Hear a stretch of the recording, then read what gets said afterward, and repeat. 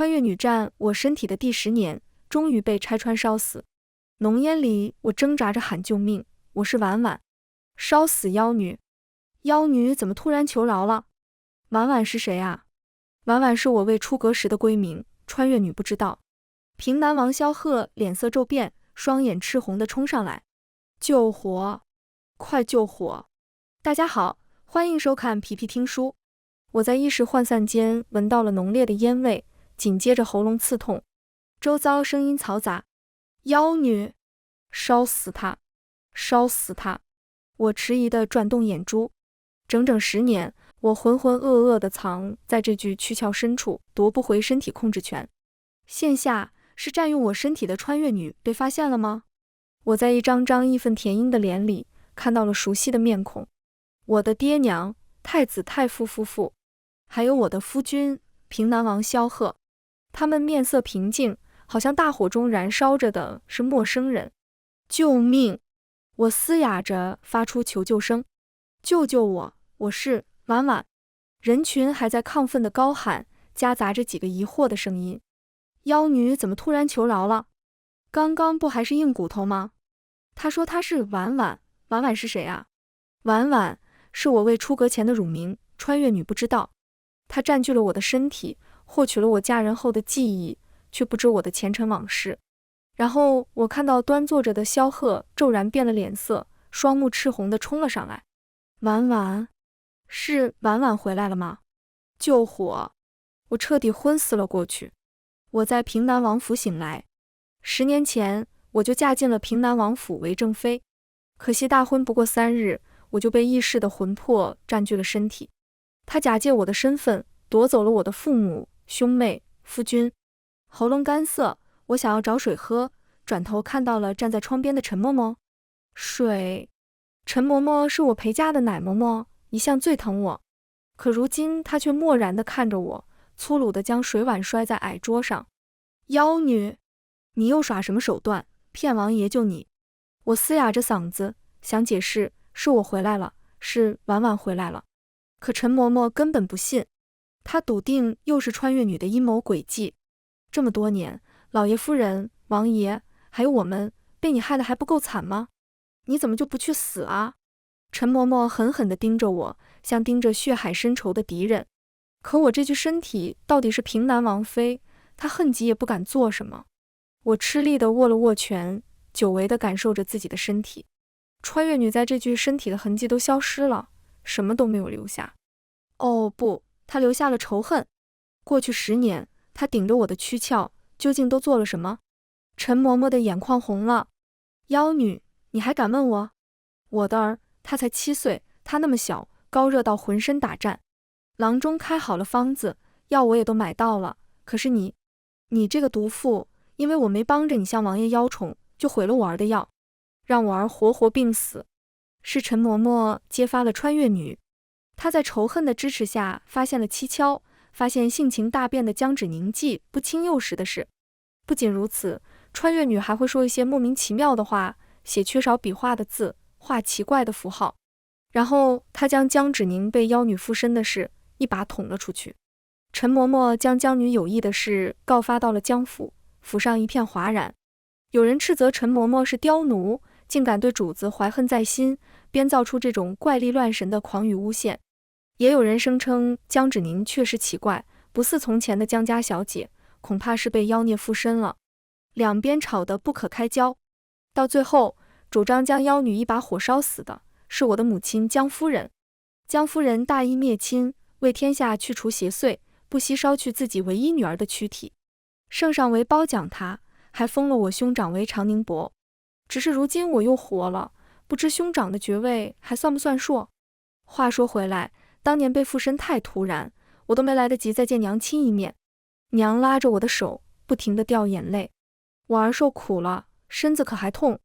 可能说话？她口中一遍遍喊着心疼，泪水像是珠串子，可眼神中却藏不住探究和打量。她在害怕，如今这具身躯下的灵魂仍旧是妖女。儿啊，你是怎么回来的？我干涩地答道。这些年浑浑噩噩地活在一片混沌中，不知岁月，不知朝夕。直到一片火光，我听见一个女子凄厉的叫声，听到人群激昂地喊着烧死她，然后我就被一股大力拽进了身体，重新睁开了眼睛。这些年，妖女在你身体里为非作歹，把你爹都气病了。哎，你都听不到，看不到吗？我茫然地摇了摇头。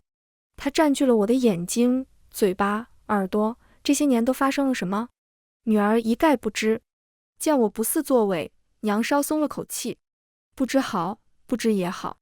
她又问我，儿啊，你不会怪娘吧？怪她大义灭亲，要烧死我。我虚弱地笑了一下。若不是娘亲，妖女还在霸占着我的身体为非作歹，婉婉怎会怪娘？娘亲又接着问，那你也不会怪你哥吧？我一母同胞的兄弟长宁伯，也是力主烧死妖女的人。当然不会，哥哥是为了我好。10年前的江芷宁就是这样，温婉怯弱，永远体谅家人。娘亲欣慰地笑了，看向我的眼神也多了几分真心。好孩子，你终于回来了，就当从前是梦一场，一切都结束了。娘安心地离开。可是，一切都结束了吗？听着娘的脚步走远，我在心底轻轻喊，妖女，陈嬷嬷走了，娘也走了，你可以出来了。我安静地等着，很久，听到心底一个清冷的声音，你怎么知道我还在？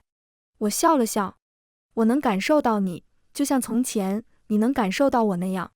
可你这些年都做了什么？为什么陈嬷嬷那么恨你？为什么爹娘那么怕你？我对娘亲有所隐瞒。过去10年，我的确听不到，看不到，也无法说话。妖女夺去了对我身体的全部控制权，但我并非浑浑噩噩，我的魂魄藏在心底，她可以感受到我，我也可以感受到她。事到如今，我仍然可以和她对话。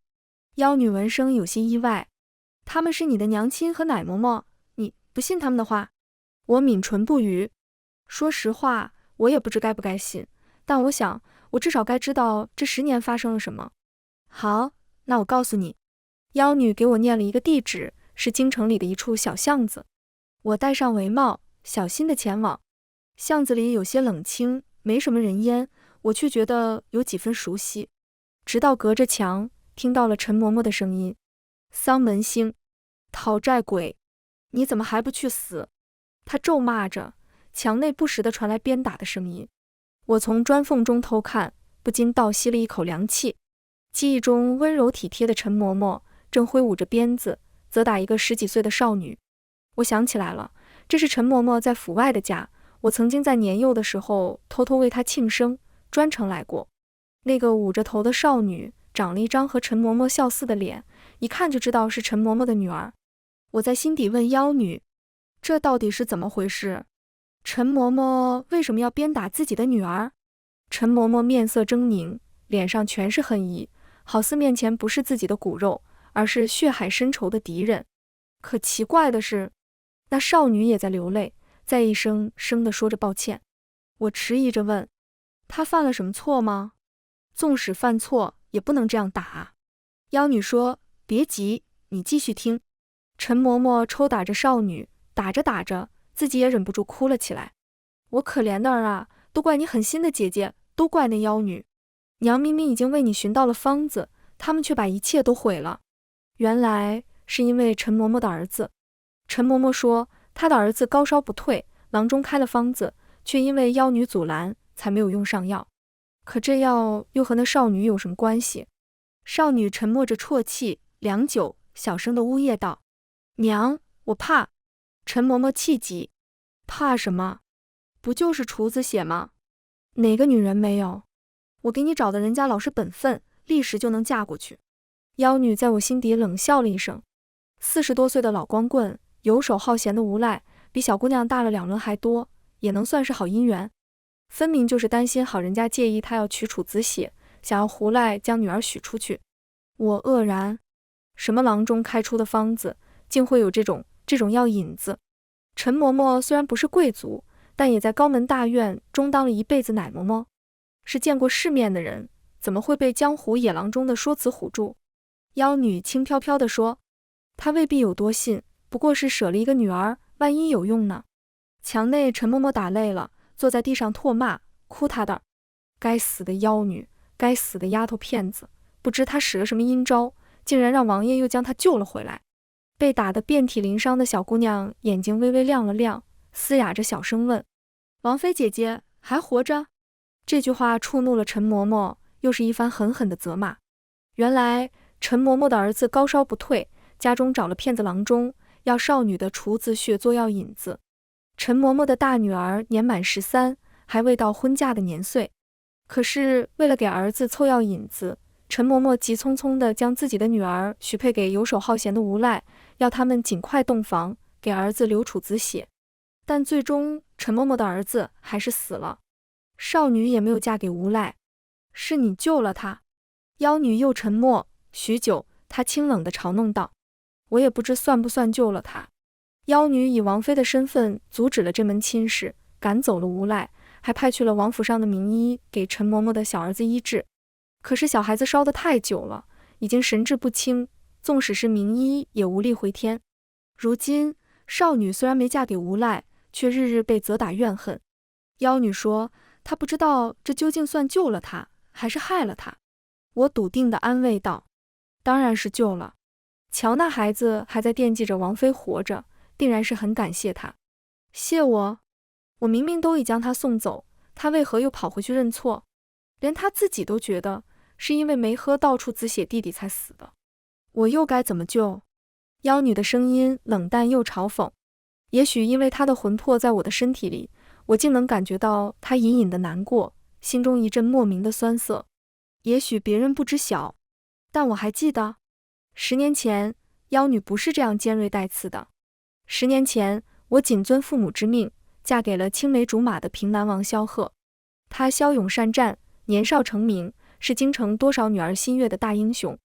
但他到底是个男子。成婚3日，他奉旨去泸州布防。萧贺的妹妹萧如一向不喜欢我，趁机借着婆母的架子要给我立规矩。冬日的湖水冷寒，他偏生要我去给婆母捉鱼。古有孝子卧冰求鲤，何况湖水还未结冰。早就听闻太傅教导出的女儿是天下闻名的贤良孝顺，难道连条鲤鱼都不愿意为母亲捉吗？我身体本就虚弱体寒，哆哆嗦嗦地撑着竹竿，一不小心竟失足滑了下去。萧如吓呆了，害怕哥哥回来责罚，竟然无视我的呼救，直接逃了。我在水中越溺越深，几近窒息的时刻，突然听到一个清越的声音在脑海响起：我靠，天崩开局，还好我是游泳健将。然后我就感觉四肢身躯都失去了知觉，一股不知名的力量接替了我，奋力带着我的身体向上游去。回到岸上，那个声音大口喘气：这穿的是什么破身体，体质也太差了，我该不会是穿了个林妹妹吧？我小心翼翼地打断他：我不姓林，我姓江，江芷宁。什么动静？那人吓得跳起，用我的身体。系统，这身体的主人还活着啊，你们在搞什么？他很崩溃，好半天我们才弄明白情况。我本该在这场意外中丧命，夺取我身体控制权的女子穿越而来，叫阿昭。一个名叫系统的神明将她送到此处，接替我的躯体，替我复仇。可是不知道哪里出了错，他来早了几瞬，我还没有溺亡。完了完了，那你现在在哪儿啊？我要怎么把身体还给你？系统，童子，你说说话啊！可那位叫系统的神明悄然无声。哎，我再去溺一次，看看能不能把身体还给你。可我的躯体在湖中快要彻底沉溺下去，我仍然半分感受不到四肢。无奈，阿昭只能返回岸上。那个，你现在是什么感觉？他小心翼翼地问我，像做错了事的孩子。周遭很黑，雾蒙蒙的，像在梦里，看不到外面，只能听见隐隐约约近处的声音。于是他说：别怕，我当你的眼睛。其实我也不是很怕，又是我被寄养在眼盲的祖母家。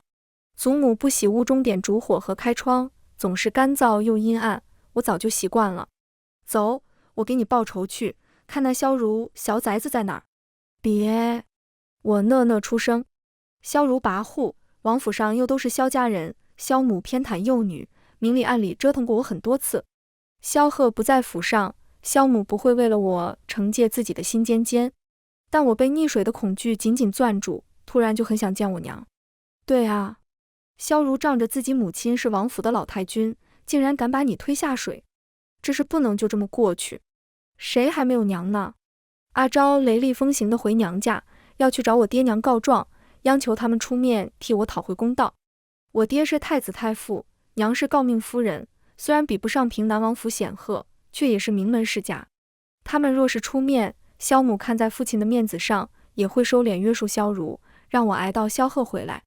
可阿昭偷偷挤着洋葱，哭得梨花带雨，爹却沉着脸皱着眉，一言不发。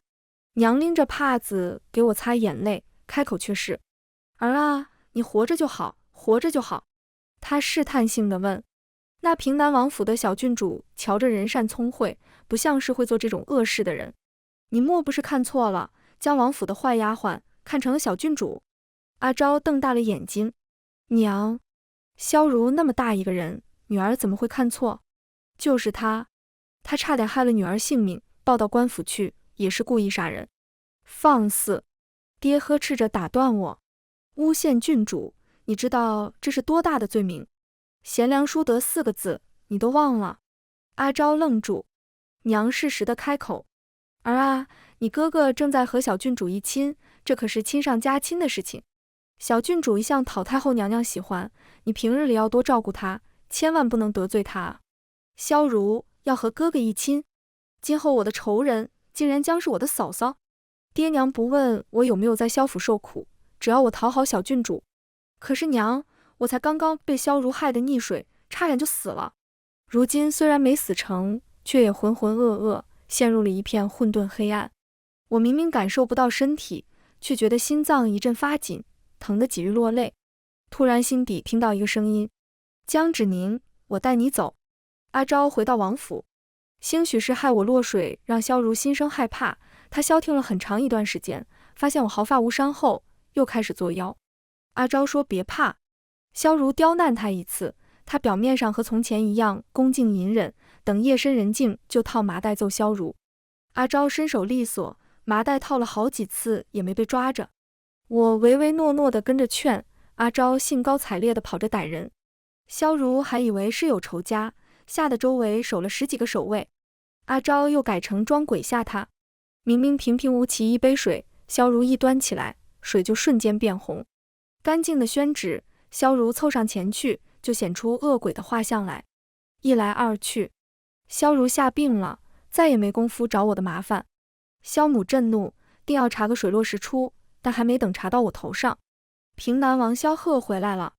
我盼了那么久，等萧贺回府替我主持公道，可他真的回来时，我却昏昏沉沉，彻底陷入昏睡，直到一场大火将我烧醒。回忆收拢，曾经鲜活明艳的妖女，如今疲惫地问我：“如今你终于回来了，要去见见萧贺吗？要去见萧贺吗？”我不知道。从醒过来，我就在刻意回避。我不知道该如何见他，又该说些什么。青梅竹马的情谊，似是太过遥远的往事，模糊的只能瞧见轮廓。这些年陪在他身边的是阿昭，夫妻10年，萧贺是否曾发现过他不是我的端倪？亦或是发现了，却对阿昭更生欢喜，欣然接受了自己的新妻子。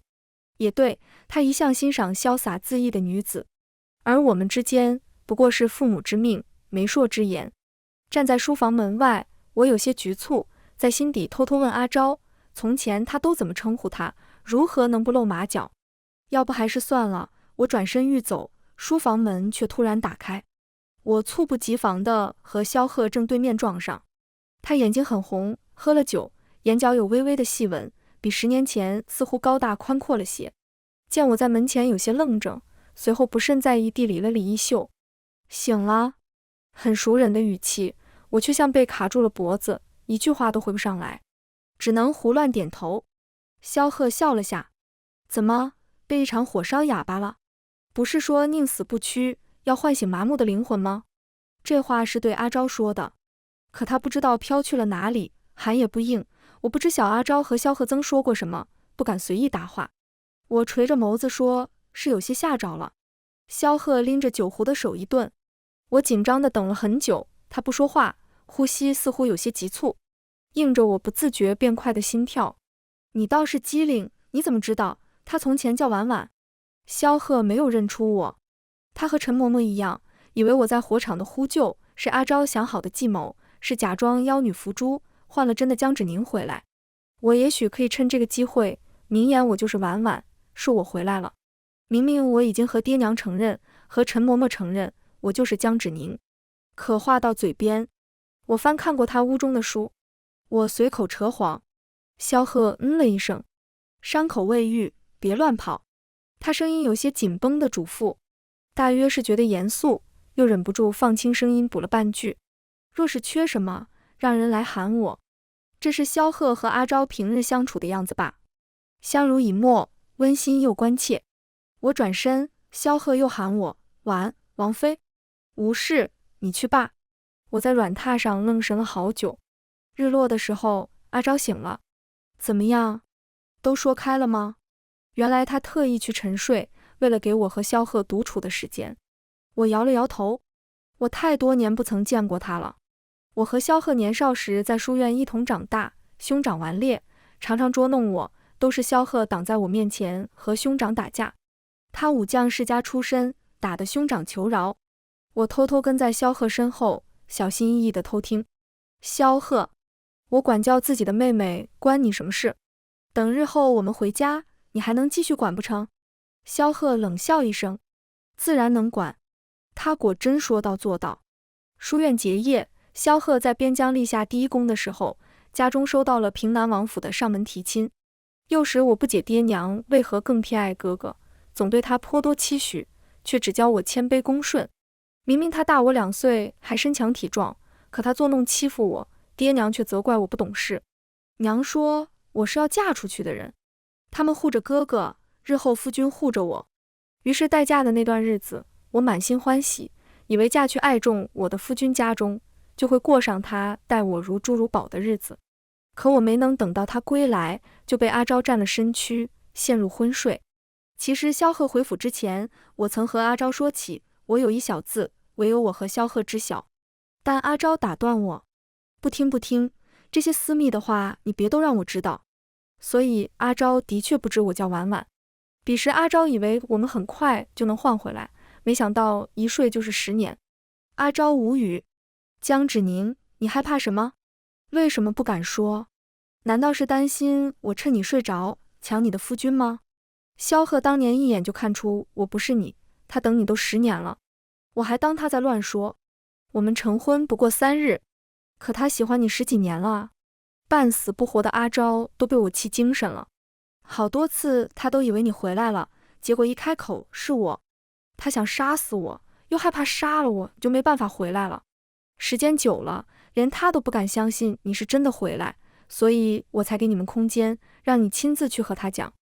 如果这个世界还有人真心的期盼你回来，而不仅仅是想要我死，那大概就是萧贺了吧。我被阿昭说的愣住，推开门，却看见一个人影转身欲走。王爷。萧贺停住脚步，他有些仓皇。我来看看你短缺什么。在我恢复的这段日子，他偷偷来看过我几次，是否每次都不敢进门，希望是我，又害怕是假的。我鼻尖酸涩，婉婉不缺。他的眼睛亮了一些。是我回来了。我和萧贺谈起阿昭，阿昭和我性情迥异，萧贺当年第一时间就发现了异常。他起初是想要杀了妖女，可又怕我回不来，只好替他瞒着，后来又替他做了很多事。我颔首，阿昭比我聪慧，比我勇敢，他就下了陈嬷嬷的女儿，还救了我。这样的女孩子灿烂如星辰，会让每一个在她身边的人忍不住靠近，萧贺欣赏她也是应该的。萧贺却摇头，他说，我只是在想，妖女兴起平权，保护女子，若她能来得再早些，并不会让你从小受你兄长欺负。若是你在，也会帮她。这些年，阿昭反对盲婚哑嫁，阻止幼女成婚，兴办女子学堂，轰轰烈烈，影响了很多人，也得罪了很多人。很多事情都是萧贺替他摆平的。但最后一次，陈嬷嬷将阿昭是妖女附身的事情捅到了太傅府。我的父亲担心被牵累，我的娘亲想替自己的儿子图爵位，他们二人双双将我送进火场。烈火燃起的时候，台下都是一张张男人的面孔，他们高喊着烧死妖女，要将自家的母亲、姐姐、妹妹、女儿都摁回到过去。我在心底轻声对阿昭感谢：阿昭，你真的很勇敢，我替那些女孩子谢谢你。阿昭却久久的没有回应我。萧贺叹了口气：你还不知道吧？告诉陈嬷嬷妖女附身的人，就是陈嬷嬷的大女儿，那个阿昭救下的女子。我愕然。寻常人虽然疑惑江芷宁为何发生变化，却也不会朝妖女附身去想，毕竟太离奇了，若非我亲身经历，也是断然不肯信的。可陈嬷嬷却敢很笃定地举报，原来是阿昭救下女孩的时候，为了鼓励她，让她读书，说未来会有一个时代，女娃和男娃一样，都能读书习字，自立门户，阿昭就是从那个时代来的。而陈家大女儿将这些事情都告诉了陈嬷嬷，出卖了阿昭。怪不得阿昭如今变得整个人尖锐又冷淡，对自己从前的一腔热情都充满怀疑。那些去学堂读书的女子，也有人出面攀咬阿昭，说她是沽名钓誉，到反天罡，想让他们书读多了就嫁不出去，在家当老姑娘。如今学堂关门了，女子又回到了闺阁和田地，该绣花的绣花，该锄地的锄地，就像阿昭没来过一样。她心心念念想要改变的一切，最终回到了老样子。如果是后来的我，就会知道是时代的局限性和生产力的局限性，让女子无法解放出来去争取平等的权利。可此刻的我不懂，只替阿昭感到难过。我问他，若是今后还有女子求救，还要救吗？阿昭冷哼了一声，不救。谁救谁没妈？一位背着孩子的乡下妇人站在了平南王府门前。我是来读书的，听说跟着平南王妃读书不收钱礼。门口的侍卫不耐烦地轰他，读什么书？妖女已经伏诛，学堂也拆了，如今的平南王妃金枝玉叶，岂是你一个村妇能见的？那女人从山里的村子走出来，又一路长途跋涉到京城，前前后后走了10几天。因为带着孩子，她不敢和旁人打交道，竟不知小火烧妖女的事。听说学堂已经被拆了，女人一屁股瘫坐在地上，背后的娃娃撕心裂肺地哭。我好不容易才走过来，家里男人打她，孩子又小，女人辗转听说京城的平南王妃收免费的学生，让读书习字，还能学一门手艺，所以她咬着牙逃了出来，想着学了手艺，日后就带着质子安家。女人的眼睛睁得大大的，满是空洞和茫然。替我们女人说话的，怎么能是妖女呢？娘亲寻我去白龙寺拜佛，恰好碰到那女人干涩地坐在地上流泪。娘冷哼一声，阿杂玩意儿也敢来攀附平南王府，乱棍打出去！我下意识地阻拦。娘诧异地看了我一眼，芷宁，你从前眼睛里可瞧不见下等人？她狐疑地问。妖女，当真被烧干净了？我手心沁出了汗，若是帮这个女人，便要被娘亲怀疑，可若是不帮，母女二人恐难活命。其实他们根本不在乎我体内的灵魂究竟是阿昭还是江芷宁，甚至也许父亲根本也不信什么妖女说。他们想烧死的不过是叛逆独立、不循规蹈矩的我。一只手轻轻在桌案下勾了勾我的小指。萧贺散漫地开口，婉婉刚回来，平南王府替他祈福，不能见血。岳母，娘这才罢休。你府上自然是你说了算，这都不要紧，要紧的是芷宁回来了，你们可尽快要孩子呢。我猛烈的心跳缓缓安回了肚子。萧贺爽朗一笑，将我揽在怀里。岳母放心。待到娘亲离开，我才小声在心底和阿昭说话。怎么办？你要收那个女人读书吗？前2日还坚定说不救的人沉默了。我们都知道，从深山里逃出来，一路辗转到京城有多难，更何况女人还是个带着孩子的妇女。她能有心气摆脱从前的束缚，咬牙坚持下来，支撑她的就是京城有平南王妃，会不分高低贵贱帮助每个女子的平南王妃。可如今平南王妃被视作妖女烧死了，他们的希望也没了。萧贺安慰我道，无妨，我平南王府养着他们便是，如今外面盯着你的人多，凡事要谨慎。但那不一样。萧贺终归是男人，他照拂女子的权利也来自于男人。平南王妃的精神图腾灭了，才是真正让无数挣扎的女子绝望的事。良久，阿昭轻轻叹了口气，谁救谁没妈，但我从前是孤儿啊。可你不一样，江芷宁，你有父母，有夫君，有身份，你人生的10年已经被我占走，大可不必赔上下半生。我摇摇头，若非你来，这10年不过浑浑噩噩。你来了，才让平南王妃江芷宁有了灵魂，让我救了那样多的人，留下了那么多希望的种子。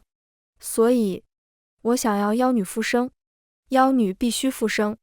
我开始继续以平南王妃的身份支持平权。学堂被推翻了，重建。朝廷允许立女户的发文被重新印制，加急送往各个郡县。我召集了一批工匠，改良女子织布和刺绣的工具，设计更轻便的车架和农具。如果连工具都是为了男子制造的，又怎么能让女子争取一份权利呢？那位跋山涉水而来的乡下女人姓柳，被安置在了平南王府果园，每天下午做工，上午在学堂识字。等她的女儿稍大一点，要让她的女儿也来。虽然有陈嬷嬷家女儿那样的人半睡半醒，还有许多女子不理解，但既然有柳大姐这样的人，就有千千万万需要我们的人。妖女有着生生不息的灵魂，她不是妖女，而是神女。父亲大怒，兄长的爵位被撤销，不仅如此，还被牵累贬职获罪。施家门阀踏破了平南王府的门槛，要求平南王将我交出去，以正男女阴阳之天道。我甚至遇到了刺杀。被人挑唆的莽夫认为我怂恿了他任劳任怨的妻子反抗，愤而暴起。千钧一发之际，一个瘦弱的身影挡在了我面前，刘小安。直到他奄奄一息地向我道歉，我才知道陈嬷嬷的女儿叫什么名字。小安，小安，在这个孩子刚刚出生还没有弟弟的时候，他的父母双亲是否也曾将他高高抱起，期望他一世安稳？小安说对不起，他说他太懦弱，太自私，他说他就要死了，去替自己，替弟弟赎罪。女孩子瘦弱的像一件纸鸢，轻飘飘地落在地上。我没有恨过他，阿昭在我心底说，告诉他我没有恨过他。女孩子在我怀中闭上了眼睛。不愿屈居于男儿之下的女子将我视作图腾，镇压女子平权的男人们叫喊着要将我彻底烧死。我们能烧死妖女一次，就能烧死她第2次。烧死妖女。萧贺红了眼睛，我绝对不会将你交出去，除非他们先杀了我。我温柔地握紧了他的手，若是舍不得我，就替我多照拂学堂中的女子，尤其是那些家中待他们不好的。阿昭说，3日后，星象7星连珠，会有一个机会，也许他能带着我一起回家，回到那个他口中女子自立自强，不会被当成物件的地方。我万分憧憬。我拜托萧贺的最后一件事，就是大义灭亲，将我送上火烧台，并将焚烧的日子定在7日后。万一失败了呢？到底有多大的可能你能活下来？阿昭说他也不知道，他来到此处10年，也只遇到过这一次机会。江芷宁，你其实可以留下来，男人也不都是烂的，我相信萧贺会保护你。萧如难产死了，萧母也已经病逝，你可以不必跟着我。万一运气不好，我们就真回不来了。我眉眼弯弯地笑。萧贺是很好，可是你说过，在你的那个时代，女子自己就可以保护自己。我不曾告诉过萧贺，早在他保护我之前，我就已经喜欢上了他。得知能嫁给他的时候，我又有多么开心。可人活一世，总要有更重要的事情。只要女子平权继续下去，他们就不会停止对我的迫害。而烈火燃在最热烈的时候，才能被永远的铭记，被传承。我希望这场火可以叫醒更多的人。10年时间，我和阿昭早已分不清彼此。他叫醒了我，我便没有办法再假装昏睡。萧贺通红着眼睛答应了我，求你一定要找到离开的路。浓烟翻腾着滚上来的时候，我又一次听到了人群里呐喊的声音。除了男人们愤恨地烧死妖女，我还听到了更多。我听到了少女黄鹂一般的嗓音，唱着我家乡的小调，听到中年妇人嘶哑着嗓子喊着江女不死。听到更多的人替我求情，替我声张。我看到同行者举起了女子庇护的旗帜，是要将女子团结起来，走向更明亮的日子。我看到高台之上，萧贺闭上了眼睛，不敢看我。烈火炙烤着我的皮肤，寸寸皲裂地钻进骨髓。原来之前阿昭这样痛。江芷宁，你别怕。我模糊中看到远天星星点点，七簇星光缓缓聚集到一条线上。你们看，神女，是神女降临了。江女不是妖女，是神女。她做的事是神女的旨意。